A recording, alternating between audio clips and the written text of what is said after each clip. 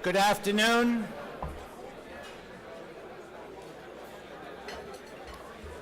Good afternoon. I know a lot of you are still eating, but we do run these programs right on time.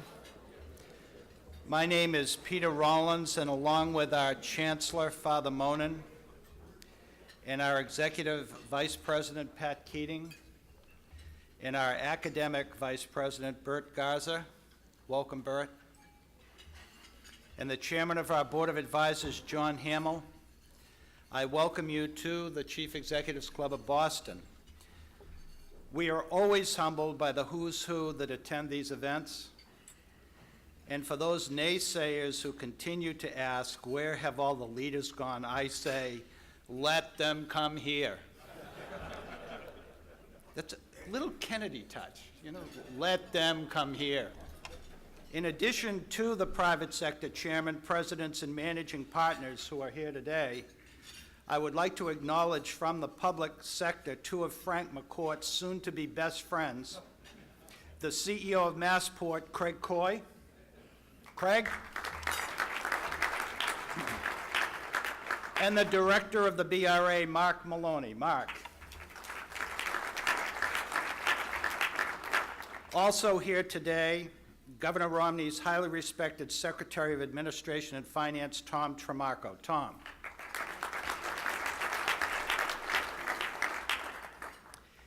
And my former playground instructor from Melrose, our outstanding Commissioner of Education, David Driscoll. David. And perhaps the best state treasurer in the nation, just ask him, Tim Cahill.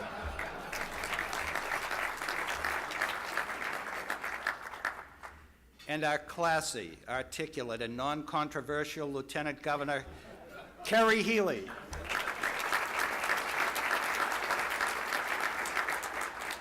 And Kerry, I know you have another commitment that was not there but is there, so feel free to leave at any time, although we'll be hurt, but feel free to leave.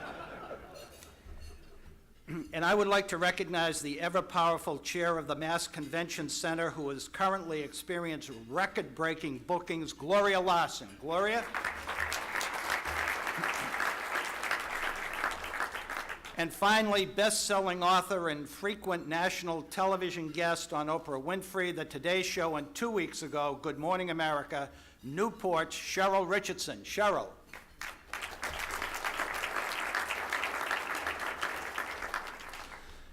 You should all know that a 4-year academic scholarship was presented moments ago to a deserving Boston College undergraduate student, and that the scholarship bears the name of our keynote speaker.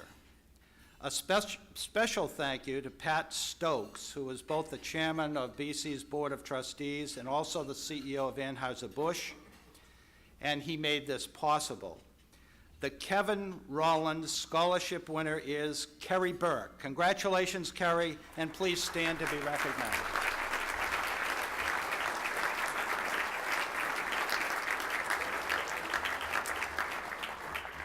Four years. There are 5 companies who have just joined with us: the Bioengineering Group, Office of Environments of New England, Viper Consulting, WBUR, and Wolf Laboratories. Welcome to the Chief Executives Club of Boston.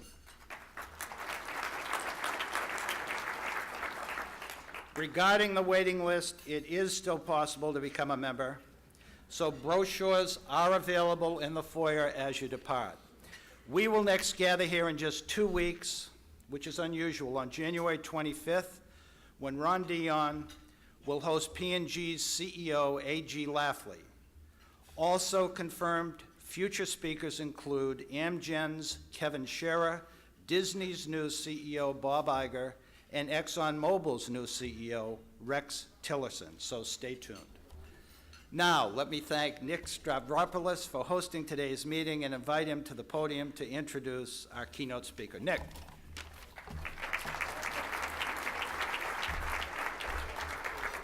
Thank you, Peter. Peter said it was okay to let you in on a little secret. For the last 15 years, he's been doing a family tree search to see if he was related to any of the Pequot Indians and see if he could get a piece of the Foxwoods Casino royalties. But he's abandoned that for a quest to see if he's somehow related to our guest speaker today. We'll see the results of that. I think I'm going to report it back next month. But let me begin by saying, as many of you know, Fortune magazine in 2005 named Dell the most admired company in America and the third most admired company in the world. Today, it's our honor to have with us the president and CEO of Dell, Mr. Kevin Rollins, who will give us an insider's view of his company and how it is thriving to make a difference, thanks in part to how it manages just-in-time global supply chain. In fact, if you haven't already read it, I would recommend Tom Friedman's best-selling book, The World is Flat, which dedicates an entire chapter to the economic and geopolitical implications of Dell's supply chain management. Mr. Rollins joined Dell in 1996 and was named CEO in July of 2004.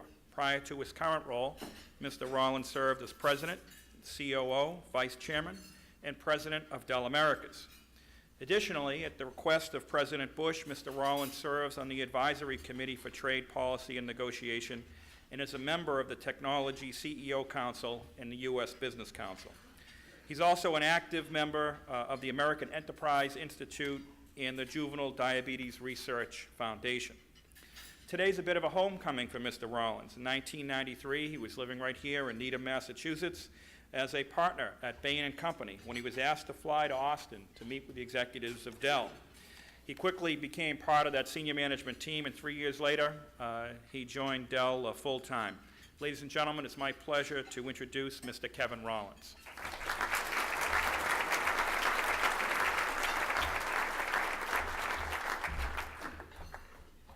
Well, Nick, thank you very much, and Peter, cousin, thank you. That's how I got this gig. A family member brought me up, so it's a pleasure for me to be with you. I got to admit, I come back to Boston often because of our roots. My family's roots, and the roots are deep.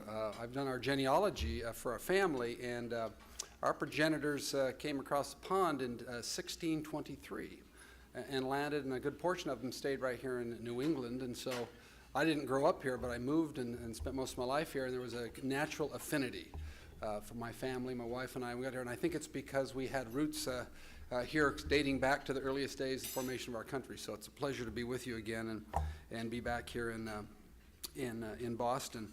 I'm often asked what's the difference between Boston and Austin.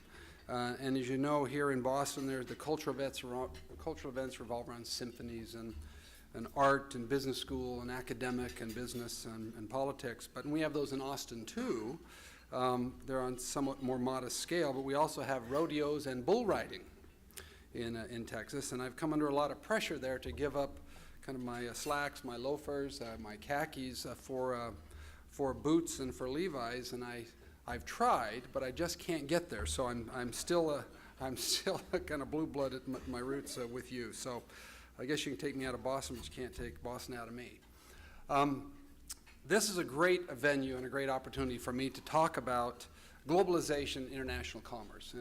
And as Dell has grown and developed in its little over 20 years, international commerce has been great. And it's fitting, I think, that we're here with the Boston Harbor behind us, because Boston was the first location for container-based shipping. It got its start some 25 years ago with that great operation, and I'll refer to in a moment how important that whole notion of container ocean-going freight is for Dell and our whole logistics and supply chain.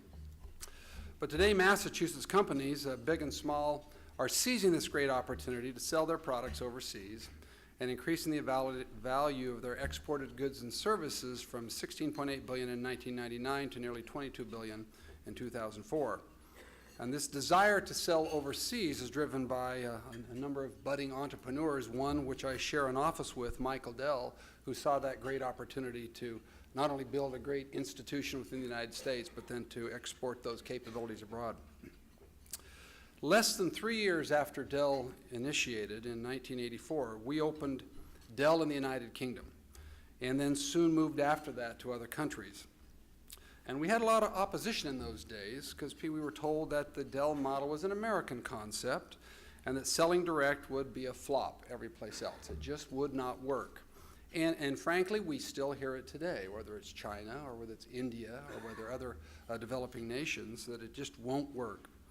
But as we've often pointed out, our business model is not distinct to Texas, it's not distinct to the United States or any other part of the world. We call it the direct model, and while this model is best known for driving our close customer relationships in the United States, it also provides the foundation for our global strategy, and it translates perfectly to other countries and cultures. Case in point, our overseas sales have grown steadily since that UK launch, and today those sales account for 40% of our total revenue, and our market share has grown in all of the 13 world's top IT markets, which represent about 80% of the worldwide IT expenditures. We increased our share in each of those markets from about 3% in '94 to 21% in 2005. And in this fourth quarter alone that we're still operating in, we'll set an industry record when we ship more than 10 million computer systems to customers around the world in the quarter. And so we've taken our direct model to countries that have never known it before, complete with the direct sales force, the telephone or internet-based sales activities. And it doesn't matter whether we're in Beijing or Brisbane or Bratislava or in Boston, we conduct business the same way because we believe that customers everywhere will be receptive to high-quality products and exemplary service. It was quoted before Tom Friedman's book, the New York Times columnist, and he cleverly captured our global profile in his book, The World is Flat. He took one of our products, a Dell Inspiron 600M, it's one I use actually, to write his book, and he made a list of every one of the components that was in that product and then identified the suppliers who provided them. The list spanned 15 countries, from China to Israel to Germany to Costa Rica to the United States. And he said, this supply chain symphony is one of the wonders of the flat world. Indeed, we're proud of our supply chain, but unlike the 7 wonders of the ancient world, which are fixed, Dell's global supply chain rapidly changes and evolves and enables us to offer better products, faster delivery of a greater value to our customers. And our rivals share this global orientation, of course, and they have access to the same components, the same personnel. So it begs the question, what makes Dell different? We believe that there are many factors that set us apart, including our processes, our relationships, and our partners and our suppliers. And let me focus just for a moment on some of those practices which we've pioneered that enable us to bring greater and greater efficiencies to our supply chain. I'll begin with the story of how our supply chain functioned during a period when we faced the prospect of costly and crippling delays. Now recall, for those of you who may not be kind of students of Dell, we have about 4 days of inventory. We have no finished goods inventory, we have hardly any WIP, and so those 4 days comprise predominantly our raw materials. You may remember in the fall of 2002, dock workers at 29 ports in California, Oregon, and Washington were threatening to strike. The ports were a vital part of our supply chain, with half of our production materials traveling through the Los Angeles port alone. As the strike loomed, we knew that any kind of interruption could severely impact our production and product delivery with only 4 days, and that we simply couldn't afford any kind of prolonged delay. So months earlier, we'd communicated the threat to our suppliers in Asia and had people on the ground at key ports to develop a plan in the event that the strike occurred. When the strike became all but certain, we already had arranged for 18 747s and to have our suppliers on the ready at airports in Shanghai and Taipei. As a result, planes could travel from these airports to the United States and back every 33 hours. And for the materials that were being shipped, our cargo experts in Asia ensured that our parts were packed onto each ship last, meaning that they were first to emerge when they arrived. And there were many heroes in this story, but the key detail was that we never had more than 72 hours of inventory during that 10-day strike, and still prevented any delays in our customer orders. So managing the effects of the strike was a balancing act, and our contingency plans made the difference.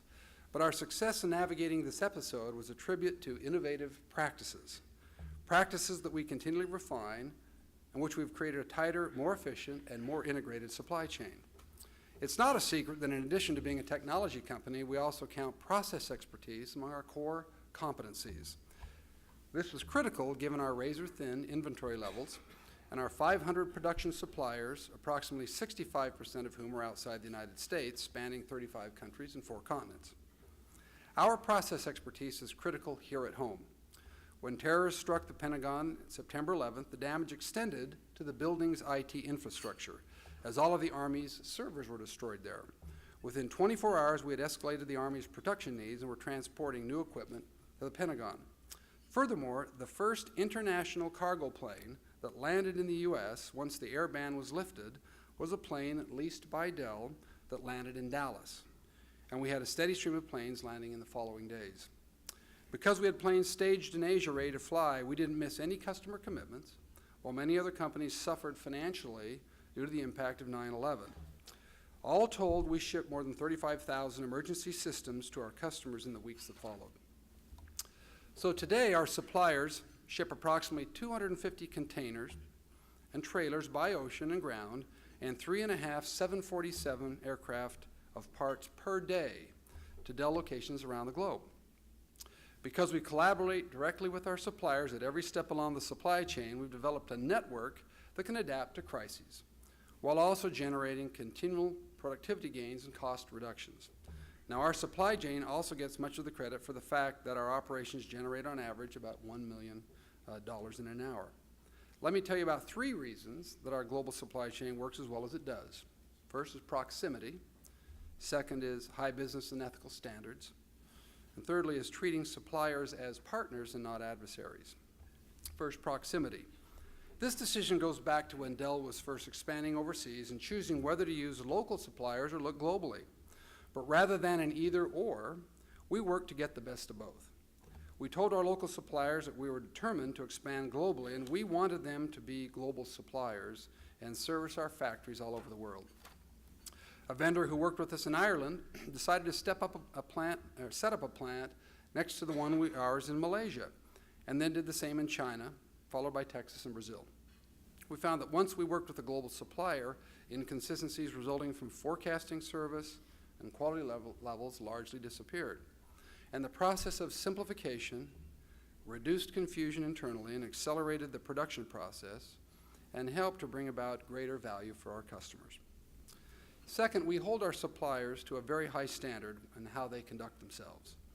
Just over a year ago, for example, we partnered with other technology leaders to implement the Electronics Industry Code of Conduct to promote one industry set of high standards for socially responsible business practices across global supply chains, spanning labor and employment practices, health and safety, ethics, and environmental protection.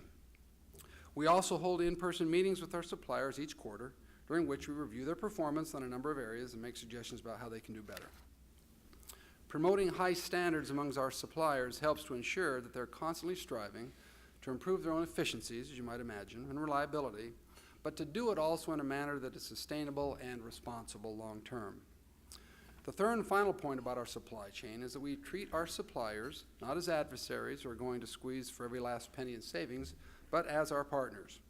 We share forecasting data with them. In fact, we can share the sales today that they will need to ship in product for us tomorrow real time. They can see that very transparently through our systems. We're telling them what we need and expect in terms of quality, design, inventory logistics, service, global requirements, and cost. We want them to be flexible enough to adapt to our changing needs and the changing needs of our customers. And the only way they can do that is if they understand us and we understand them. As important as all of these practices are, realizing their benefits depends on the existence of highly efficient manufacturing facilities. And Dell has 9 of these spread throughout the world, and each of these facilities must support our objective of getting closer to our customers. Thus, we need to be in places that are easily accessible by truck, boat, plane. And so, while location is important, equally important is infrastructure. We're highly dependent on roads, ports, aviation facilities, and we'll only open manufacturing plants that lubricate our arteries of commerce and not clog them. Let me talk for a moment about the most recent manufacturing facility Dell opened in Winston-Salem, North Carolina. We're proud to open our 3rd manufacturing campus in the U.S., as we're the only major computer company to still make computers here in the United States. But the primary factor driving our location decision was the desire to serve our customers at high speed with very high value. In Winston-Salem, we found 3 factors that enable us to meet this goal. First, well-trained workforce and population, many of you who had unfortunately been laid off in other manufacturing jobs. Second, a very favorable business climate. And third, a modern infrastructure and a location that would accommodate heavy cargo traffic.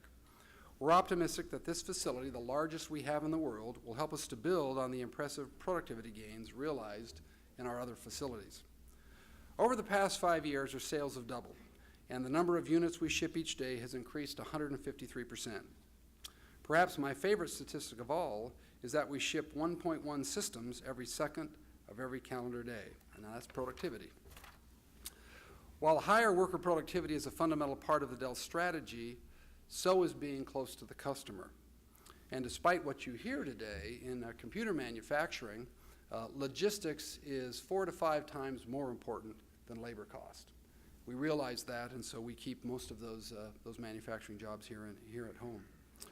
In addition to choosing manufacturing facilities that are in close proximity to our customers, we also have 350 computer parts depots that can get spare components to customers in 4 hours or less. In November of 2004, we opened a small package hub in Ohio to support customers in all 50 states and more than 30 countries. From this hub, we fulfill one customer order every 1.5 seconds. And they can get, most customers can get their shipment the next business day if we replace that order by 11 p.m. What's more, in Winston-Salem, that facility serves about 70% of our customers based on the East Coast. So you can see we located there for proximity to the coast. We joke sometimes that our ultimate goal would be to build a factory across the street from every one of our customers' locations. And that's not quite possible, but we'd love to see our students at MIT Leaders of Manufacturing program, who we recruit heavily from, show us how we can do that. We're proud to be one of the few technology companies who are growing our presence in the United States. The fact is that most of our growth is coming from overseas. We'd now like to talk about some of the issues associated with our presence in overseas markets and our partnerships in those countries.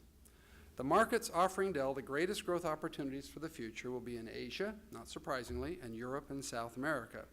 But we recognize that in order to harvest profits in these markets, we also need to create well-paying jobs that will raise living standards and stimulate economic activity. This will lay the foundation for a new, more prosperous class of consumers who, over time, will have the disposable income needed to purchase our computers and our technology. One of the most compelling examples is Ireland, having opened a manufacturing facility in Limerick in 1990 and grown steadily ever since, where we now employ nearly 5,000 people. And as of 2003, we accounted for nearly 8% of the country's exports. And by the way, we are #1 in computer sales in Ireland by a long way. The story is similar in Malaysia, where we generate about 6% of the nation's GDP and employ 3,000 people. When we open a facility, it often creates a ripple effect, with others in our industry following. Another good example of this is in Dalian, China, a city of about 6 million people in the northeastern part of China. We launched a customer contact center there in December of 2002, and at the time, General Electric was the only other major company doing business in Dalian. Soon after our arrival, a number of others in the technology industry followed. As has been the case elsewhere, our presence has helped to signal that these places are good places to do business. In fact, it's been said that our presence often becomes the 21st century version of the Good Housekeeping seal of approval.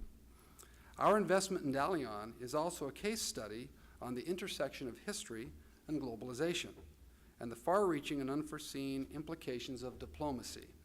Here you have Dell, an American company with Chinese employees providing service to consumers and businesses from Dalian in China, Japan, and Korea. How is that? Well, fluency in Japanese among residents of Dalian, approximately 100,000 speak it, is a relic of Japan having occupied the region 40 years ago, or some actually longer than that, operated for 440 years around the turn of the century. The occupation was made possible by a 1905 peace treaty that was influenced by President Roosevelt, agreed to by Russia and Japan, and signed just up the coast from here in Portsmouth, New Hampshire. Just as important as the economic activity generated by Dell is the work we do to advance high standards all along our supply chain and to provide our partners with the intellectual capital and know-how to realize these standards. History teaches us that ideas have consequences, both for good and for ill. Part of our mandate when we do business in another country is to import the right ideas, encompassing best practice as well as best human practice. Henry Ford said that a business that makes nothing but money is a poor business. What does that mean? Well, on the human side, not only do we expect our suppliers to abide by socially responsible business practices, but we also set high standards internally for how we treat our employees. We call this the soul of Dell, which defines the kind of company we are and aspire to be, while also serving as a guide for our actions around the world. Now, one of the key components of global citizenship is, we believe, participating responsibly in that global marketplace. And throughout the world, we also work with local charities, schools, universities, and community groups to help people harness the power of technology and to improve their lives through its use. So while there are many benefits to be derived from a vibrant supply chain, and there is much a company like Dell can do to continually improve our supply chain functions, there's one other important piece of the supply chain puzzle I've not touched on, and that's the role of government. More specifically, I'd like to touch on the importance of government advancing policies that at the very least will not disrupt supply chains and, better yet, will strengthen them. So here are a few ideas where we place a high premium as we make decisions on where we will do business. For starters, given that the supply chain depends on moving goods across borders, governments must enshrine their commitment to free and open trade.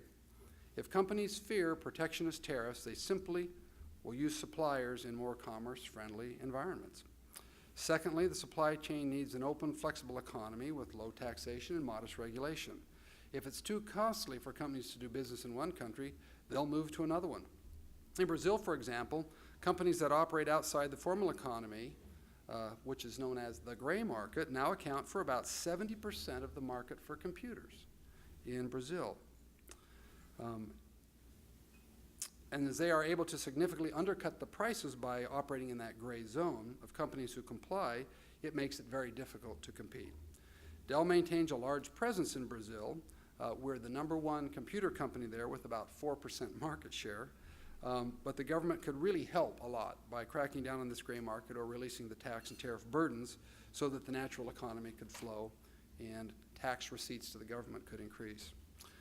Another larger country where we'd like to see policy changes is in India, as we believe the government could strengthen the country's global competitiveness by removing restrictions on foreign direct investment, for example, in retail sales, particularly in the area of e-commerce, as well as reduce customs duties and sales taxes on personal computers.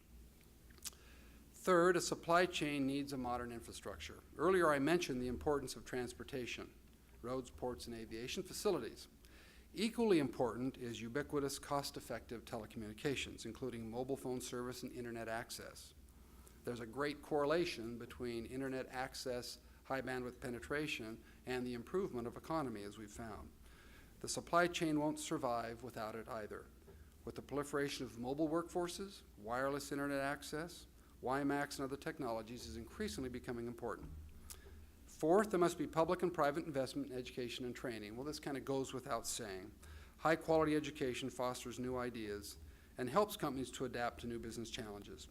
Fifth, there must be a sound legal system that can adjudicate disputes with complete transparency. And sixth, there must be a legal infrastructure that ensures the protection of intellectual property and punishes violators. This is hardly a new concern. The Founding Fathers wrote patent protection in Section 8 of the U.S. Constitution, and the first federal official charged with enforcing the new nation's patent laws was none other than Thomas Jefferson. More than 2 centuries later, patent protection is no less important for us or for our United States technology economy. Based on Dell's nearly 2 decades of doing business globally and my own experience throughout the world, I'd like to offer a few short thoughts about what we think works and what doesn't when you're pursuing opportunities beyond the United States. First, get close to your customers through direct relationships. We have found that eliminating intermediaries enables us to offer fast delivery while keeping costs down and inventories low, and simultaneously improving quality by providing a single point of accountability or a single neck to choke. The direct model permeates every aspect of our company, from sales to manufacturing. And so unlike others in the technology industry, you won't see us closing factories in the US and Europe and moving them to Asia. Second, we think globally, but we act globally. What works in one country often works in another. However, we try to focus on a few things and do them better than anyone else. As someone more eloquent than me once put it, expertise is about knowing more and more about less and less. Third, make failure acceptable as long as it creates learning opportunities. Now, there's no risk in preserving the status quo, but there's usually no profit in it either. The sin is in failing to admit your mistakes, we find, and then repeating them once again. Fourth, implement business methods and provide incentives that will contribute to excellence among your employees and your suppliers. This could be a formal quality control process with suppliers, Six Sigma, Lean, to drive quality improvements. At Dell, we call our business process improvement or quality program BPI, and over the past 7 years, our employees have been empowered to generate more than $6 billion in savings through that process. Before I close, let me underscore why we're focusing attention on Dell's global supply chain. We believe we're a world leader in moving processes and logistics to the forefront of discussions about productivity and growth. And we want to share that expertise and our experience with host countries, customer countries, and our suppliers and sub-suppliers. We also believe that as a company, we have a lot to convey about the successes that have made us globally competitive. We're eager to share these stories because doing so will help strengthen our suppliers as well as the companies that purchase our products. In sum, we see the global economy evolving in the direction of higher levels of achievement and excellence, which in turn will promote interdependence, greater job creation, and enhanced competitiveness in the U.S. and abroad. As a company, we're undertaking global initiatives to promote the understanding about the infrastructure that supports global supply chains and what can be done to improve it. Now, this is a lesson not just for suppliers, but for companies and for countries and governments throughout the world. I thank you very much for listening to me today, and I think we're going to have time for maybe a few questions, Nick, if that's appropriate. Thank you. Thank you very much. We'll just ask if you could raise your hand, wait for a microphone. We've got quite a big room here before you ask your question.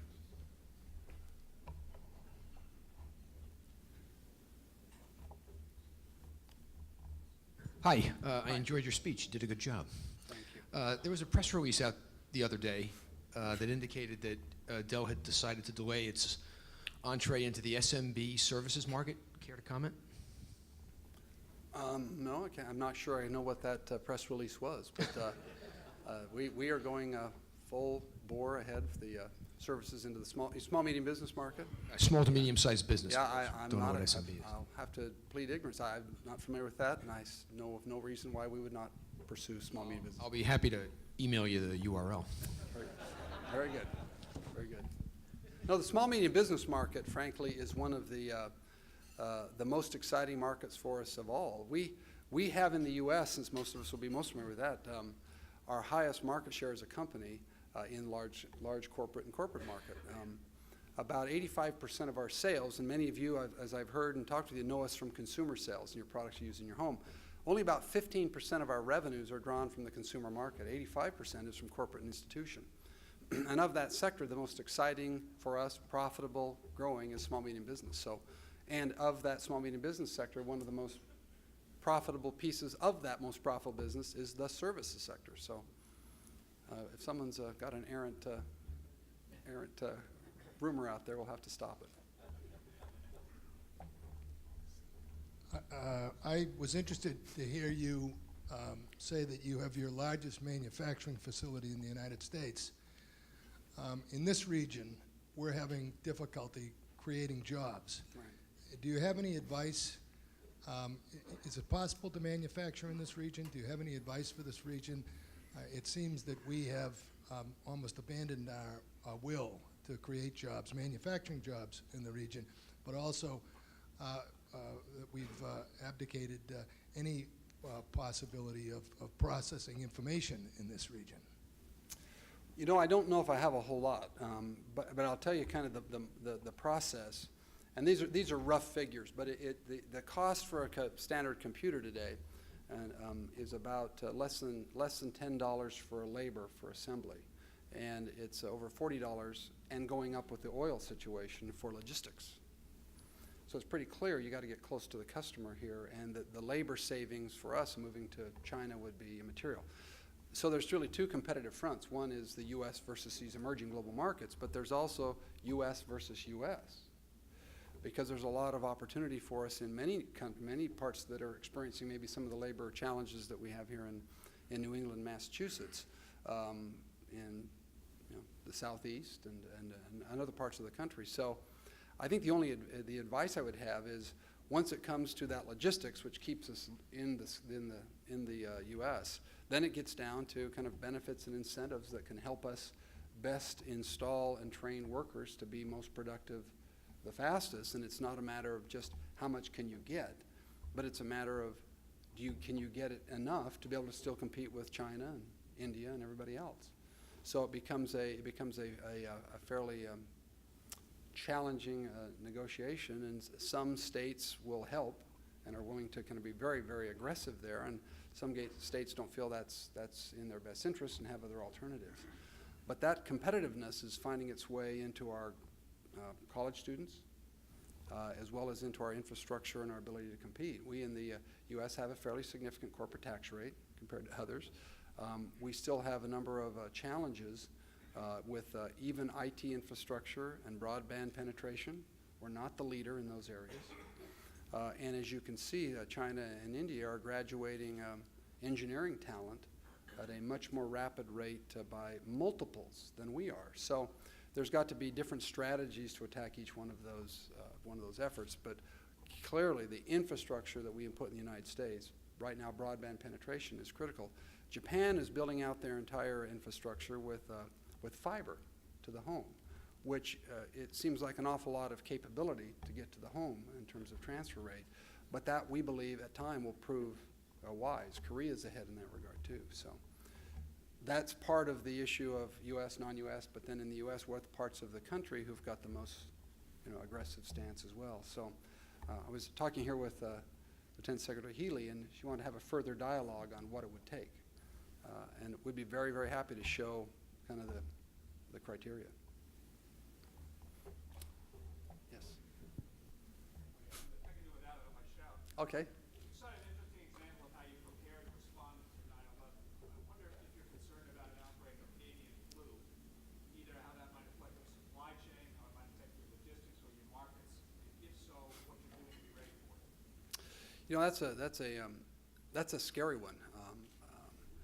One of the advantages we have is, I think what would happen, I was at a conference listening to Secretary Leavitt talk about kind of the what ifs.